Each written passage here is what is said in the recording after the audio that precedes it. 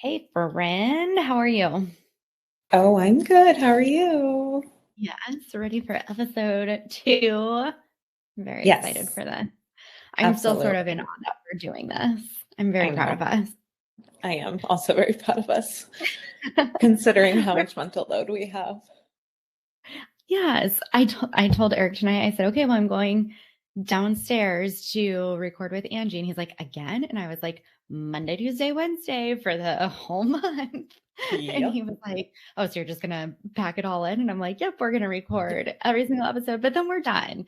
So it does Exactly. feel like a crunch, but honestly, to have it all completed and then like ready to push out, It's going to feel I good. like it's going to feel really good by the time we're done, I think. Yeah, absolutely. Also, side note, because I didn't realize we were recording in person yesterday. Eric therefore did not, and I should have like texted him. And like at one point he goes, "I was gonna come downstairs in my underwear," and then it sounded like she was actually here, so I just Oh, stayed upstairs. no. Oh my gosh. That's all So right. that would have been a new level of friendship. Yeah, it would have. I mean, our house is in like a nudist colony, essentially. I would not be wearing clothes if I was willing to spend more money on my gas heat. But That's like my my husband's scenario. Oh my gosh. Jesse sweats all summer because I'm cheap, and I freeze all winter because I'm cheap. I mean, you gotta make it work. Absolutely. So give me your peaches and pits for this week. All right. So my pets, it's funny. I'm reading yours here and it says you haven't been feeling 100%. And I feel like I woke up this morning just feeling a little bit run down too. And that was going to be Yeah. my pit. I think it's because I like was on such a high last night after we got Hmm. done that it took too long to like come back. So it was like midnight before I fell asleep. And then obviously like on a weeknight or a weekday, the Right. alarm goes the time the alarm goes off. So it's not like I can be like, oh, that's cool. I'll just like sleep in an extra hour or whatever. Um, so that was my pit. Thankfully it feels like, I don't know, maybe I'm heading that off. And then I think my peaches has been watching the boys get super into like throwing the football and throwing the baseball Oh, because we bought Hudson all of his like competitive baseball gear and he got like he needed a new helmet that had like the mouth guard on it and he needed like the oh, full outfit and he needed a new glove like he needed new all the things. things. Yeah.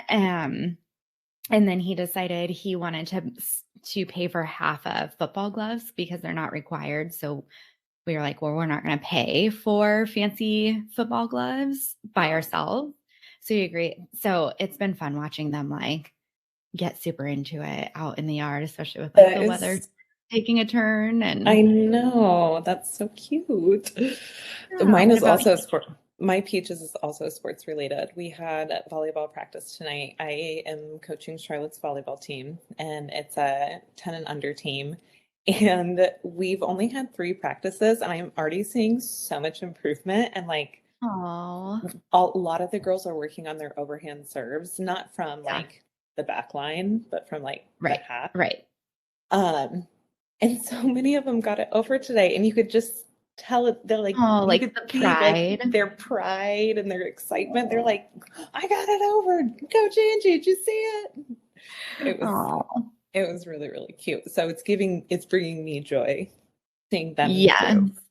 Oh, 100%. That's cute. But yeah, I and love then today that. I just haven't felt 100%. I'm like just like tired and bleh. Yeah, I don't, that's weird. That's exactly how I woke up feeling. So Hmm. I stopped at the store on the way home from dropping off at daycare and was like, I need some zinc vitamins and some Right. emergency.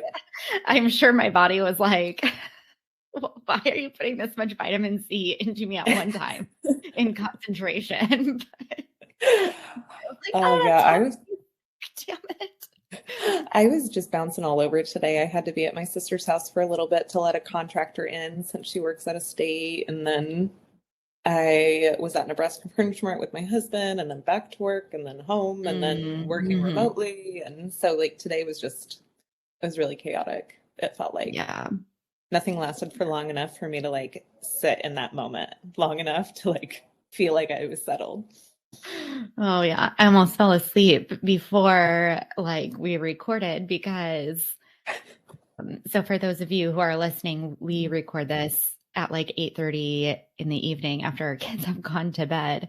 Um, but we went out to eat because we didn't have dinner plans today. So Mm. we went to Texas Roadhouse and got some dinner. And then Nora was like, let's watch Descendants, whatever, Yeah. 3, 4, however many of those there are.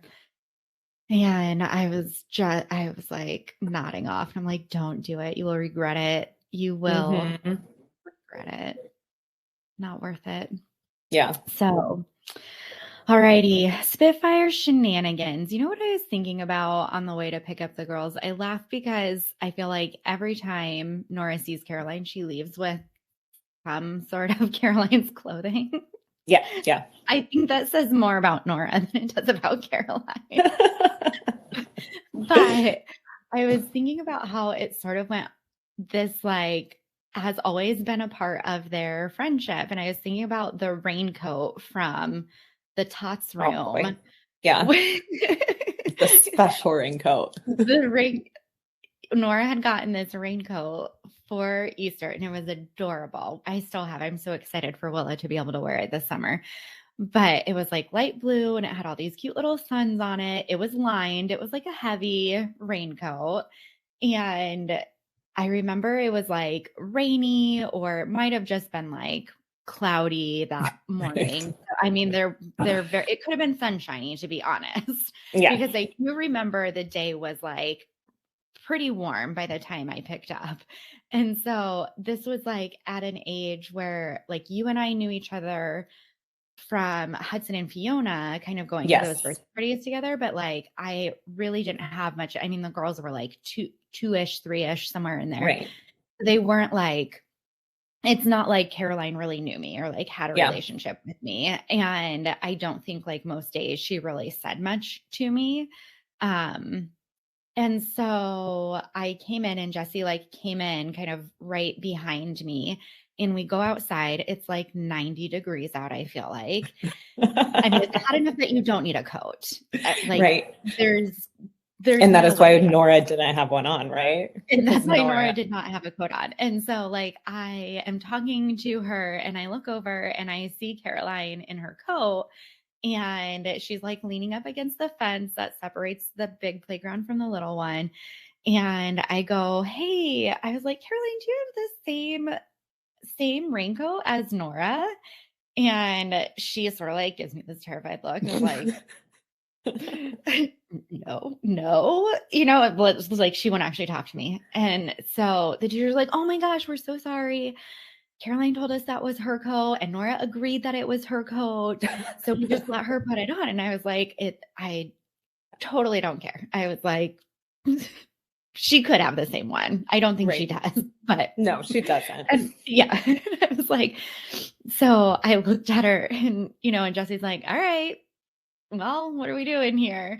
And I was like, Caroline, could I have Nora's coat? And you know that Homer Simpson meme where he's like trying to fade back into the bushes, like she does that against the fence and then like makes herself all like flat and just like shakes her head and just is like, Caroline, take the coat off. And then it becomes like a thing. And Yeah. she doesn't want to take the coat off and she's upset. And I was like, you know what?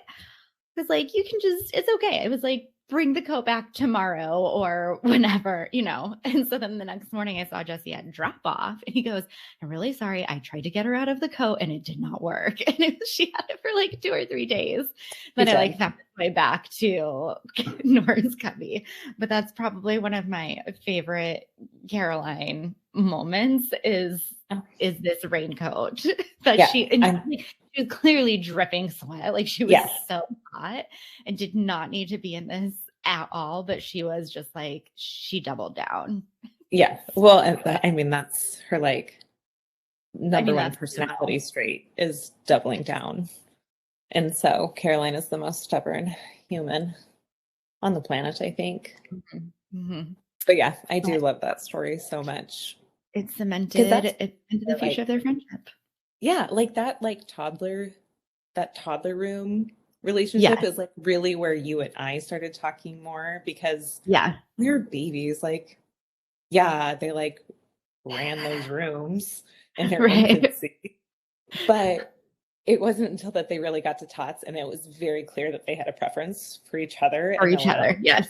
Yes. That like is where it really started to blossom. Yes, 100%. I see the same thing happening like with Willa and her friends in that room. I don't know if you noticed it with Warren, if he like really kind of cemented his like group, or maybe Yeah. it's just like a um I don't know. I mean, Hudson, I feel like Hudson did the same thing, but we started Hudson in the Tots room there because we were at a home daycare before that. Hmm. But I feel like that Tots room is just where also those like friendships really Yeah. like come out, and you start to like see the preference and like hear the same names kind of consistently. Yeah, absolutely. Warren and his best bud, Big Wyatt, because there's two Wyatts in this Yes, there's class. two Wyatts. Yes, There's Little because the Wyatt other and one's Big Wyatt. in Willa's crew. Yeah, yeah. And so Warren naturally made best friends with the other largest child in the class. And so it's Big Wyatt, and then Big Wyatt calls Warren Warner. And it's my favorite thing ever. And so his parents, like, I don't call Big Wyatt anything but Big Wyatt. And so his mom will regularly call Warren Warner Warner. because that's just, I mean, that's Right, just, because that's all she has to go off yeah. of is Yeah. They're playing Wyatt. soccer this spring together, which should be adorable. Oh, that'll be cute. Yeah. But yeah, I, the Tots room is definitely where friendships begin and are yeah. solidified.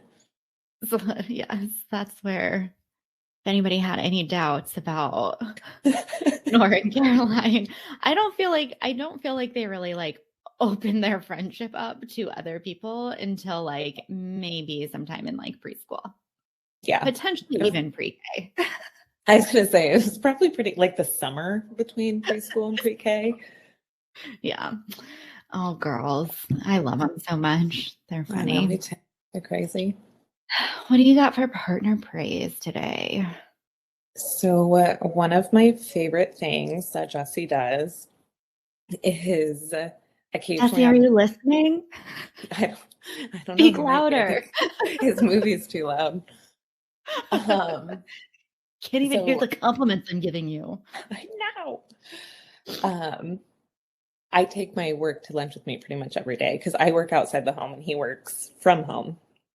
And so occasionally when I'm running late, because I generally have a pretty flexible schedule, but sometimes in the mornings I'll have an early morning meeting or I'll have to drive to our Lincoln location, which is about an hour um, away, he will pack my lunch for me. And he always leaves me the sweetest, most encouraging notes. And I keep all of them in my Aw, desk drawer because that's I like so to go back and read them. cute.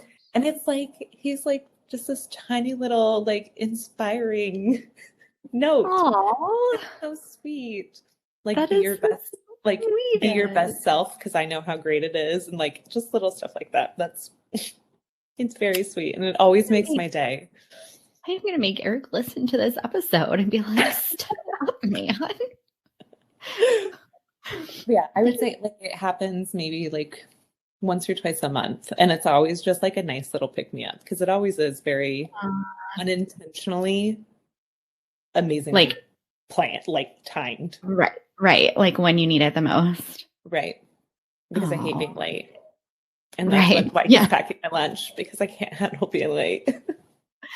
That's sweet. That is What sweet. about That is. Eric? I am gonna go back to tie in the football and the baseball. We have been talking quite a bit about like how so like him and Hudson have basically carbon copies of each other's personality. And that like is great, except for like it sometimes like it makes them butt heads sometimes, and it Right. and because you're basically arguing With with a yours. smaller version of yourself. Mhm. So we've been talking a lot lately about how like they can maybe connect in a way that kind of leaves them both feeling really good instead of like in these moments where, they're kind of like basically trying to match each other's energy, Yeah. and really just like one up each other. And, obviously, like there's an adult and there's a child in the relationship, but Hudson's not afraid to go toe to toe. That's a new thing with like age 9. It's like literally Yes. the day he turned 9, this like switch flipped and he's like, I'm not taking your shit anymore. And he has like some thoughts to say about it. Great. Fiona So turns 9 next week. maybe girls will be different. I don't know. Maybe it's We'll just see. he's the oldest, he's the only boy. He is the oldest. Maybe that has something to do with it. Hmm. Because there's been tons of other positive changes too. So, but anyway, we've been talking about like how to like just connect in a way that like, it's fun. It's not like I'm Hmm. trying directions or I'm trying to ask you Right. for help or something. And sometimes those aren't like always, I feel like as parents, the easiest conversations to have or to like hear. And I'm just really proud of him for like stepping up and like taking that like idea and running with it. And I mean, I feel like it already makes a huge, just in the past like week has made a huge difference Oh, that's because they're awesome. like excited and like Hudson has funny names for him now. Like he started calling him Pops, which I have like nobody in our family calls their dad Pops. I like But it. last It's night when better they than needed, bra. oh no, Fiona, bruh, our that is almost their, 9-year-old, is oh my gosh, bra. bruh. I've never Yeah. heard I'm bruh like, so many times in my life. who are you? Yeah, no, that's Hudson's favorite phrase too. So that has been fun to watch to the evolution of bruh because like obviously we thought it was hilarious the first few times he threw it out. But now it's become like a good way to sort of like diffuse the tension sometimes, because like Mhm. when they're getting irritated with each other, one of them will be like, bruh, and the other's like, bruh. So it's been good. Yeah. But I love watching them play and like have fun and it's Hmm. been good. So that's my thing for today. I So love it. all right. So on to today's actual topic. We want to dive in and talk about the professional impact that the mental load has on women. It is probably much more far reaching than Hmm.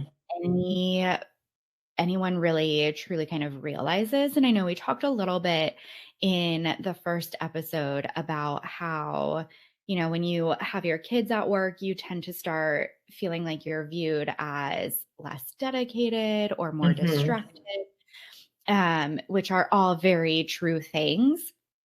But there are some very like hard statistics about and like it all stems from the mental load and kind of this perception that it creates of moms in the workplace. And Yeah. so there was this study from McKinsey that came out, and it has shown that over the past 8 years, women are losing ground in the step up to the manager role. So we're really great at getting into those like entry level, maybe mid level positions, getting promoted in between there. But then when it comes time, and it's critical to do that like early in your career, Right. right? Like that's generally when you start to, you kind of set yourself up for like future promotions if that's what you're working toward. And we are consistently over the past 8 years losing ground there. We are only 26% of first level manager positions, which I think is astounding. It is astounding. I I just, mean, because women, I mean, like even like generalizing, you would think that like because we are so good at this mental load thing Oh, at 100%. home, why We why can run wouldn't circles we? around people at work. Yeah, like 100%. that is like that seems like a clear like tit for tat thing. And so Yeah. it's just so interesting that at home we're praised for doing all the things and Mhm, mhm. doing all of this stuff, and you're so amazing and you're such a great mom and you're such a great wife and you're such a great household maker. Yeah. Yes, But 100%. But then you walk into that office door and they're like, "Oh, you're really great at being a mom. You must suck here yeah, then." you must, yeah, exactly. It doesn't make any sense. I do you feel like your mental load is something that, like, holds you back at work or in your career in general? Or how like, what has been your experience? Early on in my career, I would say that motherhood affected my ability to be an engaged employee. Mhm. But that wasn't like a passion job. Like it wasn't something that like I was super excited about. It was something that I just kind of fell into and it was paying the bills. Where now it like sort of ebbs and flows, I would say. Certainly, like a good example would be when Fiona, my daughter, we had to go to the Mayo Clinic this last summer. And my work was also transitioning all of our upper level positions, our executive director, our operations director, and we were restructuring the organization. Mhm. And I was just overwhelmed by the fact that my daughter had an undiagnosed condition and we were being sent to the Mayo Mhm. Clinic in Rochester. But then I also felt the need that I had to prove myself at work because I have all new bosses. And so it was really this like just mental and emotional exhaustion on both Yeah. ends and where I needed to focus my energy. But now that we have a better grasp on Fiona and all of her things, that in particular doesn't affect me as much. But certainly when there's more going on at home, am feeling more distracted, or like there's more on my plate. But I don't think that jobs, I'm not sure I have the right word in my brain, but I don't think that you have to be this like robot of a person Mhm. or an employee. You have good days and bad days because we're all human beings. And so, because the summer I was distracted shouldn't be like the deciding factor for the rest of my career moving forward, because I Right. had Right. a situation at home that was difficult for us as a family to handle because I know that I'm a great employee. I know that I'm good Right. at my job. And Yeah. so it's like that just like emotional torment of I know Mhm. I can do better, but right now I need to focus on this. But now I can focus on the work and do all the things. And Yeah. so it really just ebbs and flows. And I wish that that was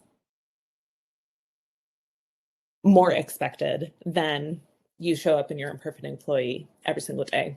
No question Mhm. asked. Mhm. Yeah. What about you? Yeah, I would agree. I feel like it's definitely, the there's like a harmony to it, right? Like, it's Absolutely. never like you're never knocking it out of the park in both places. So, it I generally try to kind of stay like, I think of it as sort of like a like I've got kind of like beacons on either side. So, like, Right. as long as I'm like in between the 2 beacons and it's Yeah. not like, then I feel like it's fine. But I definitely, I mean, especially with little kids, and I remember feeling this like when I was first promoted to being a manager, and very similar situation. I had a new boss, and I mean, thankfully I'd had him for several months and he was a really fantastic guy before kind of this came up, but it's just it was like it's cold and flu season. And I swear, like every other week I was out sick with something. If it Right. wasn't like sometimes it wasn't me, sometimes it was the kids, but then inevitably it was me It was again, right. like because you just like your immune system never recovers and you're just in that cycle. And I do remember feeling like very self-conscious and feeling like, I remember like dragging my kids when like they had a fever and being like, we're just going to run into the office really quick so I can get my work. Because at the Yep. time, like working from home, we were not set up with the tools for it. So like I had Right. to physically go to the office and think like through my day and go, what can I reasonably take home with me that doesn't like violate some sort of like IT policy or, Right. like, and still sort of makes me available for my team. And I felt like this pressure, even though I don't think like the people I managed were expecting me to like, do that kind of thing, I sort of like felt like people were watching and Yeah. felt like, the last thing I wanted to do was be gone again for a Hmm. sickness, especially because nobody else on my team had kids. So like they couldn't empathize, I was like, Right.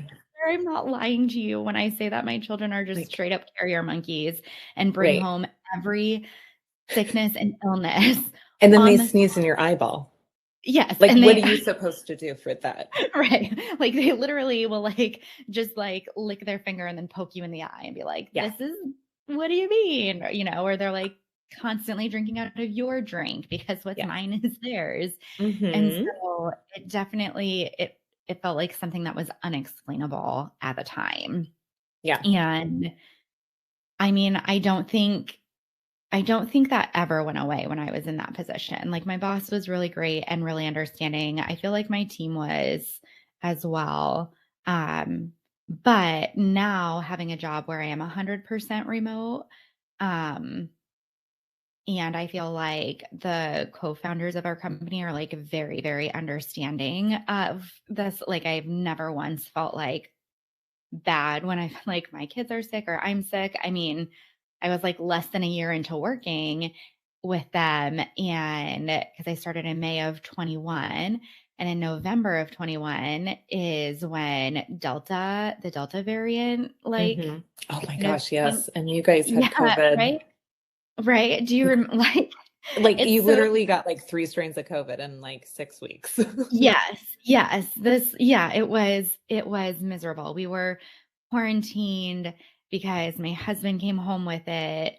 Um, and that sort of kicked it off. And this was like before Willow was able to have a vaccine. And it was before they had kind of like changed the quarantine stuff. So basically, Right. like if anybody got it and you were exposed, it was an automatic 10-day quarantine minimum. Like it didn't Right. matter your vaccine status, it didn't matter anything like that. Um, and it just sort of like kept like we'd literally get to like day 8 or 9 of somebody's quarantine and another person would get it. Yeah. And it went like that for almost the entire month of November. And then we were barely to like Christmas break and daycare had an outbreak. And so we pulled the kids because we were like, we miss Thanksgiving. We are not Yeah. missing Christmas. So then they were home again. And then we got it again in January and again in February. Like it was just this Yeah. like awful, and so I felt even in that situation though, I never once felt like I wasn't doing enough or that like my team didn't understand. And so I really do think it's like the environment that leaders cultivate. Yeah. I mean, and I would agree with that.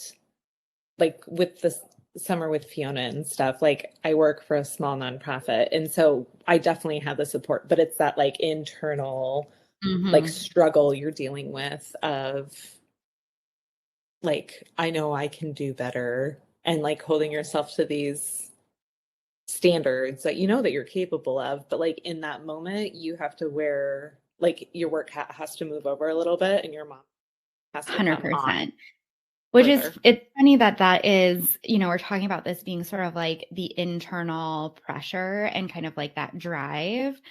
And I mean, for me, part of it was pressure to feel like I had to demonstrate my performance. But then also I was like, I do actually like care about my job and like Yeah. want to do great things like in my position. It's why I like continue to work. And it's funny because as I was sort of prepping for this episode and like researching more about this idea of like an ambition gap kept coming up. And it's this Hmm. like theory that women are just less ambitious than men. And like that's why once we start having kids, we are like less dedicated to our work, or we are like more easily distracted because we just simply like lack ambition, But which I thought was like isn't so adding 17th other century. humans like that we're responsible for ambitious in and of itself? Right. Right. It It's just, so to this idea that like, oh, you just must not want it bad enough, or you would figure out how to like balance all of this stuff and it wouldn't be an issue. And you wouldn't have to bring this to the workplace. I feel like is kind of, and I don't feel like I've ever run across that. Like, I don't think I've ever like overtly experienced somebody who's like, oh, you're just like not super ambitious. But yeah, probably certainly also not to that is like pretty vocal call out. about, like I want to move up. I want to move up. I want to move up. And, so I was researching this, and I just thought it was such a ridiculous thing that people have to actually do studies on it, right? So Right. great news, ladies and gentlemen. According We to have research, stats. women's Ah, ambition levels do vary, but it varies by your company, not by your family status. Weird. Imagine that. weird. Never would have So thought that. it's not inherent to motherhood, ladies and gentlemen of the corporate world. I feel like that's gotta be a thing that's like a man thought, right? Like Right. other women don't look at other women and go, you're just not ambitious because you're a mom. I I don't know. mean, Maybe, I would like to hope not, I guess. yeah. But the thing that I thought was interesting is that so this like perception they noted really just kind of like the level of a woman's ambition, according to like the women who participated in this study, really varied and hinged on like the day-to-day experiences of those women at work, which I think that makes a ton of sense. Like all the things that we were just kind of talking about, I feel like that is, the difference between I feel much more ambitious in my role today than I did. And I mean, I was getting promoted and I asked for like after I'd been a manager for a while, I was sort of like lobbying and asking for like what is the next step. Hmm. Um I mean, that was also at a time where I felt like I had to continue Yeah. like climbing the ladder. And I feel like now that doesn't feel like as validating to me as it did earlier in my career. But the experience and the way that companies like shape the work culture, Right. I think really does affect that ambition. And I think really that statement then makes a lot of sense to me because if you've got assholes who like watch your comings and goings and are like, oh, well, this is like the third time this week you've had to leave for a sick kid or for an appointment Right. versus just like people being like, take care of your stuff. Let me know like what we can do. It Right. makes a huge difference. Yeah. Well, even within that culture, then, if somebody is constantly saying in the workplace that just white men are getting promoted, like, what's that going to do to their own ambitious drive? Right. Like, if that's It going to turns out be, it's hard to be motivated when I don't see other people like me yeah, in the positions I'd like to be in. dun, dun, dun, representation matters. Gosh, it's so weird. It's like we're not having this conversation on a larger scale in America about this. Hmm. So strange. So, anyway, fun fact, people believe that there is an ambition gap, but it is actually not true. It really just depends on the culture that your workplace sets up. So, then I feel like it kind of bears this question. I'm interested to hear what you think about this because I thought about this quite a bit as I prepped this episode and Hmm. did the research. Sorry, I've said that I prepped this episode quite a bit, and I feel like I should say you you have too in my own preparation, my personal preparation. I Right. did not like single-handedly bring this episode to fruition, but as I was like reading and trying to Right. prepare for the conversation, something that I thought was interesting and like kind of kept coming up, like it came up in a couple of articles, and I was like, oh, that's an interest, or oh no, it was like some TikToks I watched. That's what it was, where the question was like, should a company even be concerned about a woman's well-being outside of the workplace? And like, that's it. Should they be concerned about our well-being outside of the workplace? So in my preparation of this episode, I was like ruminating on this, and as someone in leadership in the organization I work for, I like to know because I think that in order for me to effectively manage another person and help guide them in their day-to-day tasks and job functions, I need to know if your husband's in the hospital. I need to know if your kid has strep again. Like, Mm-hmm.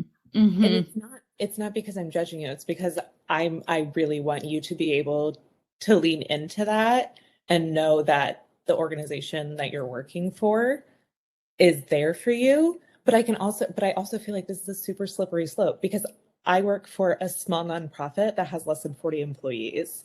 Do I think that that same model would work in a Fortune 500 company? I'm not sure that it would in that Mm-hmm. scale. I think that See, it and I feel at like some that's point, where like workplace policy, right, has to change. And I know we've got that on the docket for like a deep dive into like it's in and of itself, its own episode.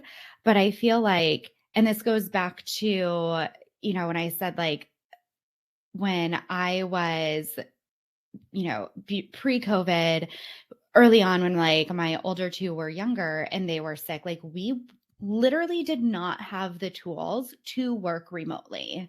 right, So like I didn't have a way to VPN in to my workstation from a home computer. oh, Jack, Sorry, Jack, something's going on and my cats are freaked out.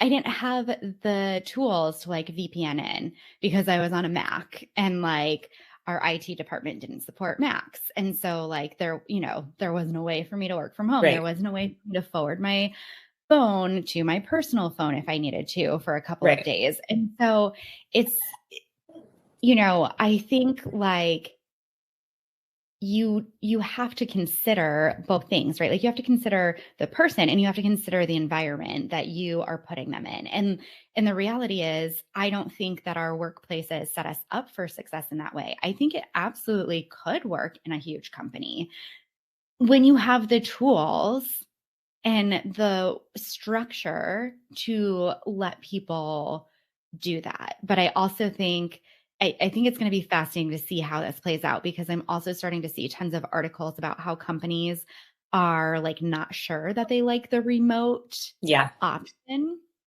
And so they're sort of like grappling with the idea of like, do we have people in a hybrid? Are we bringing people back to the office full time? Like, we don't seem to trust that you can just like work from home and be productive, even though so many people have like proven, men and women, that it's possible right, and that it might actually be better. And I think it's a huge miss when you don't consider the demands even outside of like emergency situations. Like I would just like to be recognized and trusted as an adult who earns a paycheck and has a sense of responsibility, Right. like as someone who is not a general slacker, I would like you to recognize that. And again, I feel very lucky because I have heard our co-founders say these kinds of things before, but it wasn't that way in my previous company, where it's like we just respect the fact that like sometimes you got to go pick your groceries up over lunch because that's going to make your night go a lot Lot. smoother. Yeah. Yeah. Like, or we understand that maybe you just need to like be done at 3 o'clock because your husband is traveling or working late or whatever. And so maybe you just need an hour to collect yourself before you have to like do pickup, Dream home. Yeah. Everybody comes home Yeah. in their I rage. mean, it comes down to the fact that like I don't live to work at my job. Right. Like my job supports my lifestyle and I like it and I want to do a great job and I have ambition. Hmm. But like I get up, like the thing that gives me purpose in life is like the family that I've It's your created and the family. humans that Right. I'm raising. Right.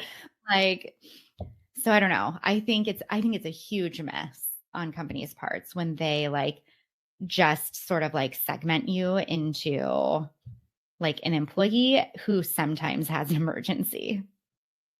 I know. I think that's totally fair. And I do think that I can see with the tools and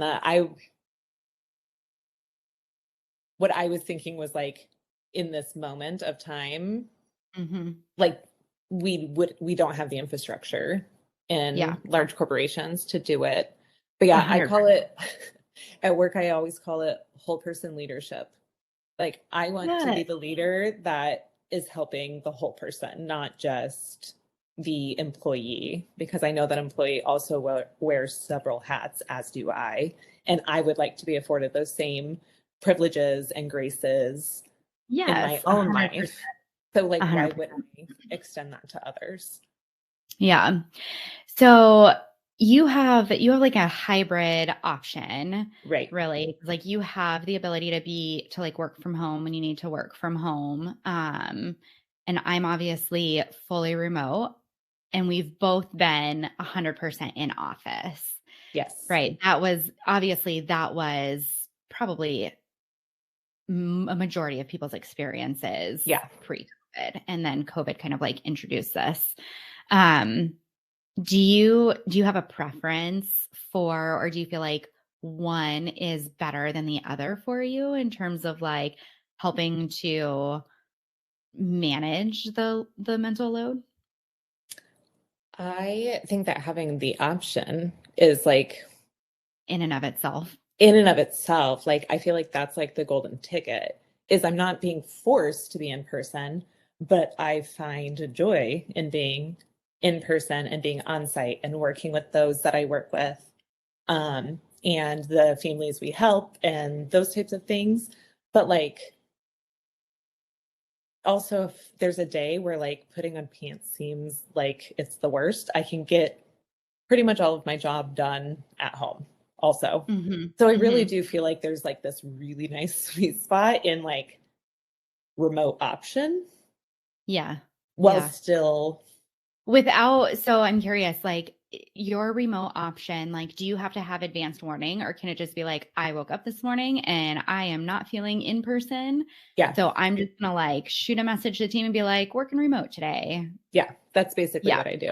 Is I have the Yeah. option to just like pull the trigger at any moment to wear And pants or not. yeah, I feel like I think you're right. I think having the option to be the way that you need to be, Hmm. um, and not saying like you have to be in person a minimum of 3 days or you Right. have to be in on like, I could maybe see like the request to say like, hey, our whole team, like if you were in a bigger organization to be like, hey, we need everybody from marketing here on this day On this because day. that's when you're gonna do like all your in-person meetings or Right. whatever. or we see the value of being in person. And so like we'd like to Mm-hmm. do that. But I think you're right. I think just having the flexibility to say, like, this is what my life needs today. And so, therefore, that's what I'm going to do. And I'm going to do it without hesitation or Yeah. worry about how it's going to be perceived, Yep. or without questions of like, well, why are you home today? Yeah. It's Like, never. why don't you just want to put pants on? I'm always. Is that ever what you like you just shoot over and you're like, I'm fine. I just don't feel like wearing pants today. I So mean, I I'll have a be great home. relationship with my bosses. And so there are days where I'm just like, I'm just not feeling it today. I don't want to put on makeup and I don't want to wear anything that has buttons. So I'm gonna work from home. Obviously, I don't make those choices on days that I have in-person meetings already scheduled, Right, and right. I'm not like dipping out on days that I already have planned Commitments. engagements Right, right. and commitments. But yeah, I really do feel like there is this really, really sweet spot of just having the flipping option. Mhm. Because so my husband Jesse works from home full time. He does not have an office where we live. Like Yeah, there's no same. office for him to go to unless he were to get on an airplane. And so for him, the work from home option is really great because it also I mean, it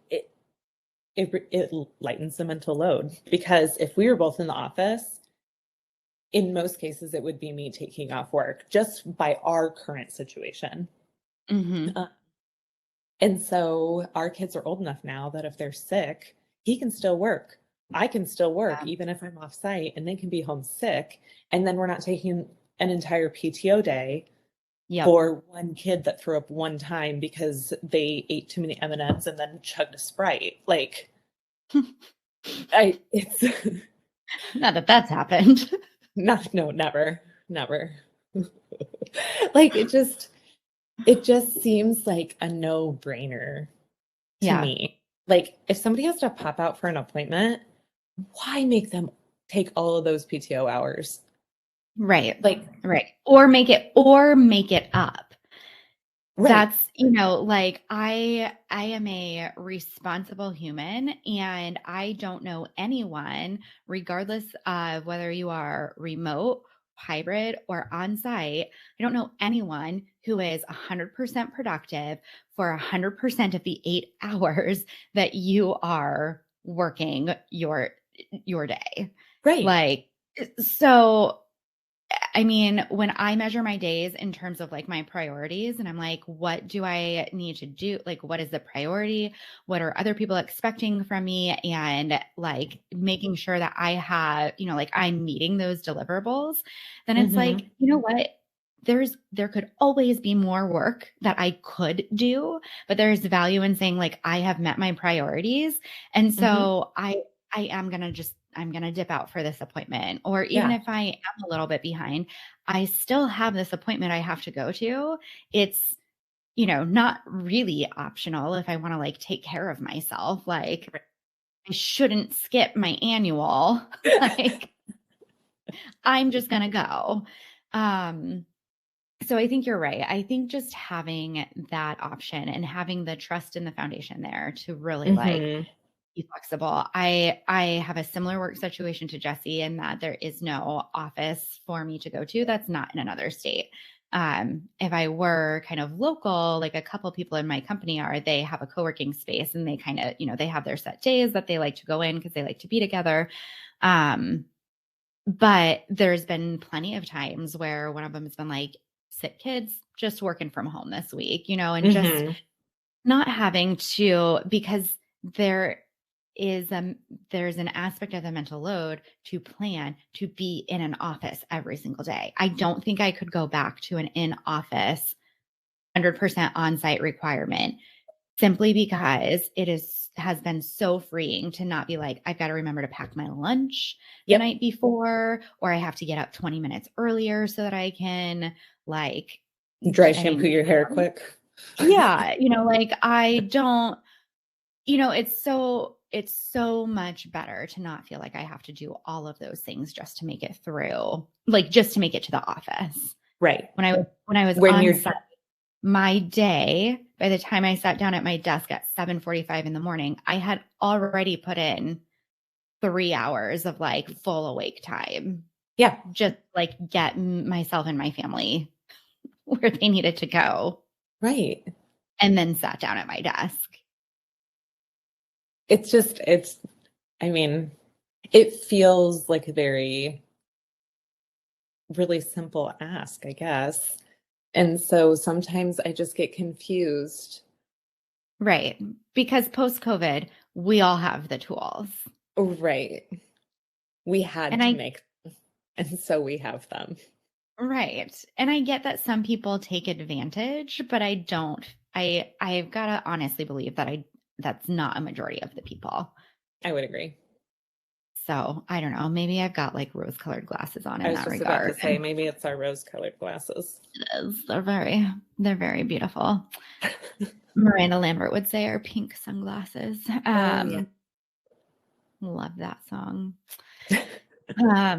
Side note, Nora is obsessed with Miranda Lambert and I love everything about it. And Oh, so fun. my friend and I are taking her to Miranda Lambert. Oh She has the my biggest gosh. residency right now. So it's not going to be for a while, but That is Nora. so fun. Anyway, so I digress. There's like a handful of solutions that I think companies can put in place that let's just like think them through and talk about like their viability. Site spoiler, I think they're all viable. Let's just Say, I feel like I mean, if you want my unbiased opinion, you could already be doing all of these things. Like too long to read. These all work. These all work. You should do them. And I think so. The first one is providing equitable access to training, projects, resources, and skills that women need in order to get to that promotional level and to get into technical roles, right? Right. So again, going back to the idea that we are only 26% of first-time managers. I mean, you can quickly see how that number dwindles to like less than 1% of women in like executive roles or Fortune 500s or whatever that stat is, right? Because it's pretty paltry to begin with. And I think it speaks a lot to like in general, like diversity and inclusion, right? It's not just especially for women of color, LGBTQ individuals, all around providing that equitable access is critical to really being able to like move us into those roles and to see the benefit of it, right? Right. Like you were saying earlier, we are so good at juggling all of this stuff that's an asset, to whatever project we're on. Right. Like it's project management. Check. Correct. Like, yeah, you know what? We should all update our resumes to say however long we have been mothers, we should be updating our resumes to managers and say that we have that many number of years of managerial experience because hell yeah. it's true. Hell yeah. So all right. Go out there and update your resumes. I dare you. If you do, email it to me, please. Yes. As always, Angie's email will be the one in the show notes because she actually checks hers. It's true. I hate notifications. I do. I just consider reading the notifications enough to decide if I even need to look at the email. I just can't. My heart. I know. It's horrible. The second thing companies can do, and hop in if you have any like thoughts on this. So not just like talking at you. Just my MO. implement a structured approach to early promotions. So when you were in, and I feel like this was a struggle for me, and I'm curious what it was like for you early on in your career. Did you have like a career map where it was like, here is your professional development, and I understand that you want to end up like this is your goal. So we are going to like develop you along the way. I don't know if that exists in like small teams or like the Yeah, I nonprofit world. mean,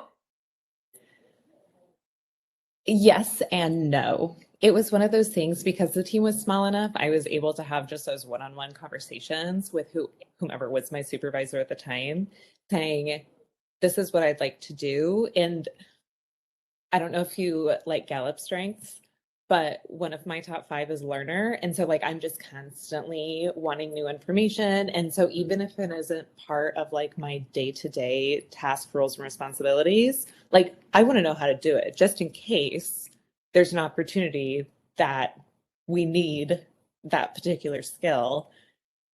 And so with the smaller organization, it was a very organic movement into the director role versus this very like planned thing. Mm-hmm. Yeah, that makes sense. Side note, being a learner who just likes to take in a lot of information, it's funny because I am like sort of the opposite in that regard. It's not that I don't like to learn, right? Like I Right, learn to do lots of new things. Like when I was designing my planner and when I was learning like I learned how to do an actual like book layout. It's different than like the right. normal layouts I do in my job. So like I do like to learn things, but I actually have a coping mechanism. And because this is something that I really admire about Eric, he like I swear he's got to be a learner. If he ever took strengths finders, that would have to be one of his things because he knows so much about like all these, he's like constantly taking in Yeah, information about all of these different like subject matter yeah. things. I'm just like, it's amazing to me. My coping mechanism is to turn that off. Like if it's not a requirement for Oh, how my funny. daily function, I can't take like a ton of it in. Like I can have conversations. Sure. Um and I mean I function differently in that regard at work. Like at work I do like to learn things because like it is helpful to me Right. being successful, and like I know that taking in information and learning information obviously like helps me be more successful. So in that regard it's like motivating to me. But like in my personal life it's a coping mechanism to be like, if I don't need that information, I will listen to you chit chat with me about it. Right. Um but do not expect me to come back with like Anything of value. anything. I mean, like, I will listen and I will be happy for you. I'll like engage and ask you questions and be like, oh, that's Right. really interesting.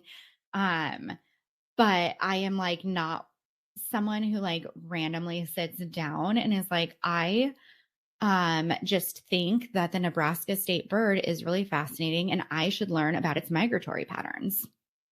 Yeah, But I'm that's that person. 100% something my husband's gonna do. Yeah, no, I'm 112% that person. And actually, I use it as a coping mechanism for when I'm overwhelmed in other points of my life. So I'm like, these things are going to push me over the edge. So I'm going to compartmentalize them over here, and I'm going to focus all my attention to these new facts. Very So interesting. I Um, know brains are weird, man.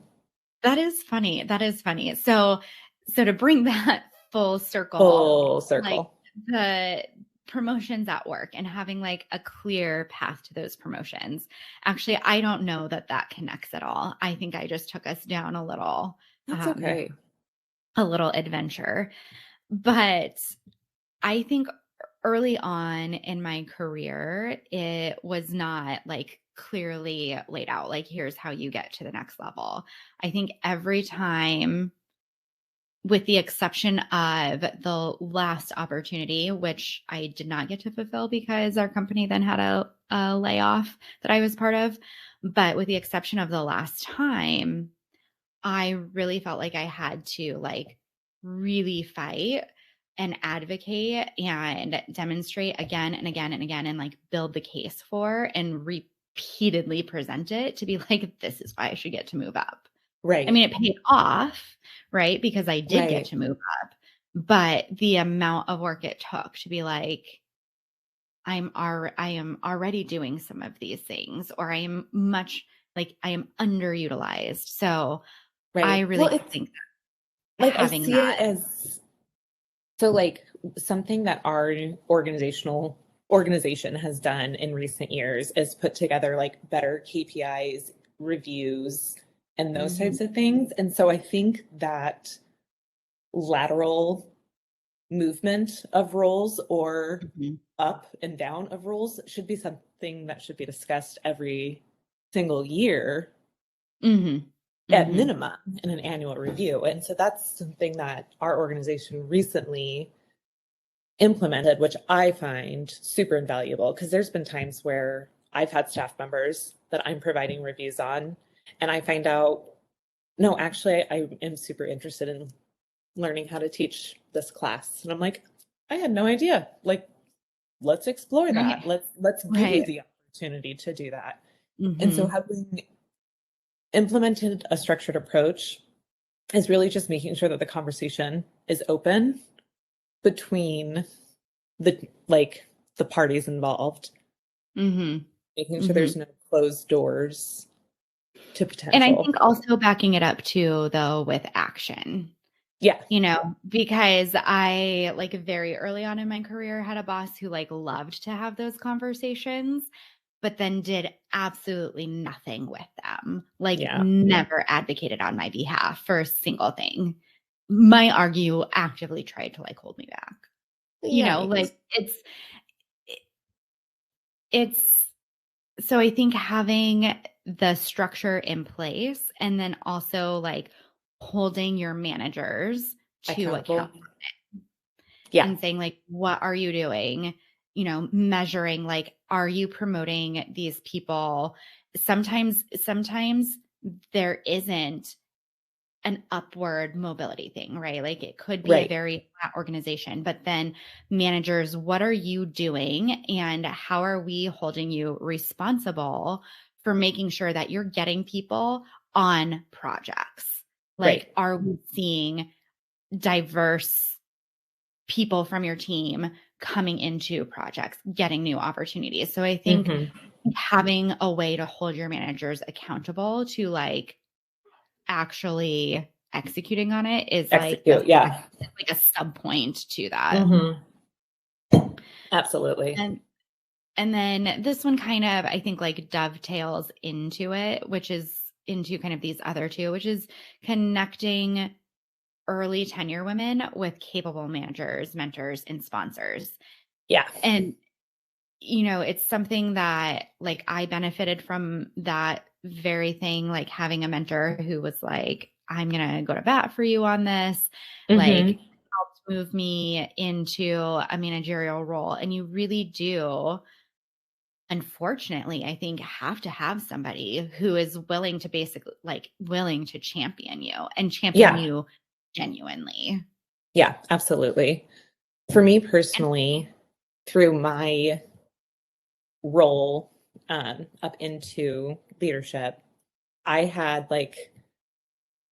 this, this insane ebb and flow of levels of support. So I started with once I was in my first managerial role, I had great support. There was not a ton of drive one way or the other, but I felt generally supported in my role. And then things sharply declined, and I felt like I was treading water all the time, mm, trying to figure out where I was, where I stood, was not getting any feedback. And now I have this great team. And through that time, I've remained in the same role with most of the same responsibilities. Um, and it's insane how much better a better boss can yeah, make your 100%. work. So it's just everybody needs a champion. Mm-hmm. And for women in particular, because we're fighting this, the sticky floor and the glass ceiling, you know, Mhm. like we need somebody there to help us. In a lot of Mhm. cases, just be like, it's dumb that we have to have like a note from our parents saying that we're like, we good. But that's Right. like almost what Right. it feels like sometimes. I'm 100%. like they won't take our word for it. Right. We have to have backup saying, no, no, no, Right. she is good. She is good. Right. That's not fair. Oh, It's which dumb. that's a perfect point to this like next um suggestion, which is changing the informal context. And I feel like that really kind of like wraps all of this together, right? Like Right. we've talked about having like flexible work and having all of these things. And really, I love that analogy of the sticky floor and the glass ceiling, because that 100% feels like sort of this, between a rock and a hard place kind of, Yeah. except like the mom version of it. Right. And it comes down to like changing a lot of that informal context. It sucks that we have to have those champions. Um, and I think companies like working to kind of change that, but changing also just like the entire informal context. Like, wouldn't it be revolutionary if we didn't have to have a champion? Like Right. what happens when you show up at an organization where there are no other women in a leadership role? Then you're just hoping one of these dude bros Yeah. recognizes and like champions for you, right? Right. So really like looking at and recognizing that it's not just like the big policies that you put in place, but it is also all of the interactions I have throughout the day. It is when you have some 60-year-old white guy on your board who makes a comment about the fact that like you're a mom with young kids or something, and how it's like Right. not okay, like, calls you like little girl, or just really like working to eradicate a lot of the masculine tropes Hmm. that like are so prevalent in the workplace and hold pretty much everybody but men back. Yep. Like, you're Yep. not a straight man, those tropes aren't working for you. Right. So, I think that is like the perfect bow to that conversation, is to say, like, the more we can do informally and the more you can call out that behavior, change that behavior, and make it known that you expect better of everybody in your organization. Hmm. It's like sort of those micro interactions that can really have a positive change. And then you're focusing on some of those like macro structures. Right. Right. Because Bulwark. it's all going to be grassroots. All change is grassroots. All change Yeah. starts with the first person to be like, I think this is bullshit. Like, and so just like the growth on that, we're not gonna be able to go out tomorrow and make giant policy changes, but we can start calling out garbage behavior or pointing out how Jane has to fight so much harder than Joe just Mhm. because her name is Jane, even though they are both equal in every other way. So I read this post from a friend of mine on LinkedIn the other day, and he said he learned this habit from another gentleman in his, early in his career, who anytime a woman was interrupted while she was talking in the workplace, this man taught my friend to say, I noticed that you were interrupted. Why don't you go ahead and finish what you were saying? And like everybody started to catch on to the fact that, like, basically you're free to cut us off at any point and probably likely Right. present our ideas, just regurgitated in a different way. Um, and so he said it was one of like the most impactful things that he learned to do in his career to help champion and sort of change the way that like everyday interactions went is anytime he saw it happen, he would say, I believe you were interrupted. Why don't you go ahead and finish what you were saying? And like I'm would obsessed interrupt with the that. other person. Yeah. Yeah, no, that's like my new favorite thing. I can't wait to use that in real life. I work for an all-female organization, so it's definitely not going to work. Definitely not going to work at work. But I can't wait to do that in like just normal social settings. Yeah, normal life. So I think when we talk about change being grassroots, I think that's something we can all take away to our interactions. Like, look out for each other, look out for those people in your workplace that are marginalized, even if it's not a mom, even if it's not a woman, and say, like, hey, I noticed you were interrupted. Why don't you go ahead and finish what you were saying? I love it. Challenge accepted. All right. That's everyone's challenge for this next couple of weeks. Find a time where you can slide that in. So in the meantime, I think this is a wrap on our second episode ever. I think and so. I'm really, really proud of us yet again. Oh, look at us doing We so are. good. We really are. Thank you, everybody, for listening to us pat ourselves on the back because we're awesome. Yeah. And by patting, what we actually mean is subscribing. Yes. Please subscribe. Please share if you are enjoying this episode. We are really trying to grow this podcast via grassroots efforts. You currently can't find us on social media for that very reason. We'll get that figured though. We'll get it figured though. We will.